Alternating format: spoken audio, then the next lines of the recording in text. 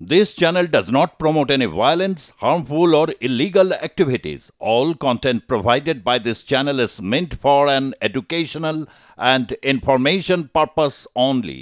Joint platform of doctors সংগঠনের ডাকে Paschimbanga medical কাউন্সিলের সামনে বিক্ষোভ প্রদর্শন ডাক্তারদের। অভিযোগ, দীর্ঘদিন ধরে দুর্নীতিতে জড়িত রয়েছে মেডিকেল কাউন্সিল। মেডিকেল কাউন্সিলের রেজিস্ট্রার মানুষ চক্রবর্তী মেয়াদ উত্তীর্ণ হওয়ার পরেও অনৈতিকভাবে তিনি কাউন্সিলে রয়েছেন। এমনকি ২০২২ সালে নির্বাচনে রেগিংয়ের অভিযোগ ওঠে তার বিরুদ্ধে।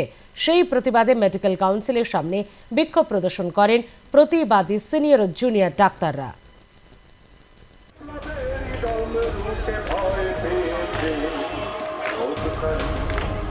জয়েন্ট প্ল্যাটফর্ম অফ ডক্টরস এবং অভয়া মঞ্চের যৌথভাবে ডাকে বিক্ষোভ প্রদর্শন ওয়েস্ট বেঙ্গল কাউন্সিলের সামনে।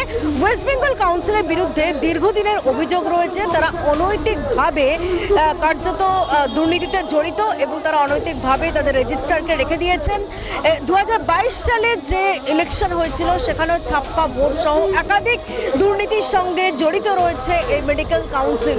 এবং আগেও কিন্তু এই মেডিকেল কাউন্সিল নিয়ে সরব হয়েছিলেন প্রতিবাদী চিকিৎসকরা এবং আজ আবারও সেই প্রতিবাদ দেখতে পাওয়া গেল তাদের ভাষায়, তাদের কথায়।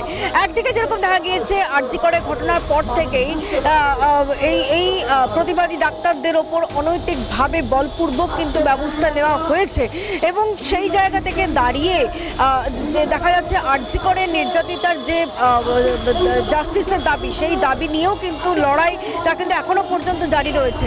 এবং তার পাশাপাশি ওয়েস্ট বেঙ্গল মেডিকেল কাউন্সিল ভেঙে দেওয়া এবং নতুন করে গড়া, এই দাবিও কিন্তু রাখা হচ্ছে প্রতিবাদী চিকিৎসকদের তরফ থেকে এবং সেই দাবিকে সামনে রেখে বিক্ষোভ কর্মসূচি কিন্তু প্রদর্শন করা হলো মেডিকেল কাউন্সিলের সামনে। এবং তার সঙ্গ দিয়েছেন তাদেরকে অভয়া মঞ্চ, যারা দীর্ঘদিন এই প্রতিবাদী চিকিৎসকদের সঙ্গে রয়েছেন। সেই অভয়া মঞ্চ কিন্তু এবারও পাশে দাঁড়িয়ে যে চিকিৎসকদের কোনো কিছু ভাঙার দিকে আমরা কখনোই নেই, এটা ভাঙো সেটা ভাঙাতে আমরা একদমই নেই।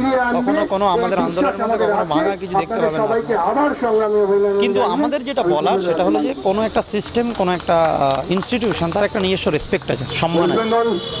সেই সম্মানের জায়গাটা যাতে না কমে, সেই জন্য আমাদের এই যুদ্ধ বলতে পারেন, আমাদের এই চেতনা বলতে পারেন, বা আমাদের এই ডেমনস্ট্রেশন বলতে পারেন।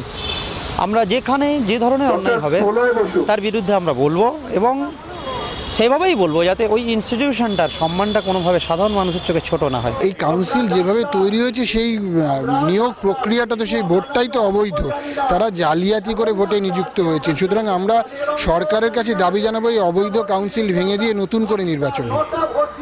যে রেজিস্ট্রার বিরুদ্ধে একটা দীর্ঘদিনের অভিযোগ, দীর্ঘ বছরের সেই রেজিস্ট্রারের ভূমিকা কি থাকছে? রেজিস্ট্রার সম্পূর্ণভাবে কাউন্সিলের যত রকমের অনিয়ম দুর্নীতি তার সঙ্গে জড়িত এবং রেজিস্ট্রারের মেয়াদ অনেক দিন আগে শেষ হয়ে গেছে। উনি অবৈধভাবে এই পোস্ট আঁকড়ে থেকে রয়েছেন।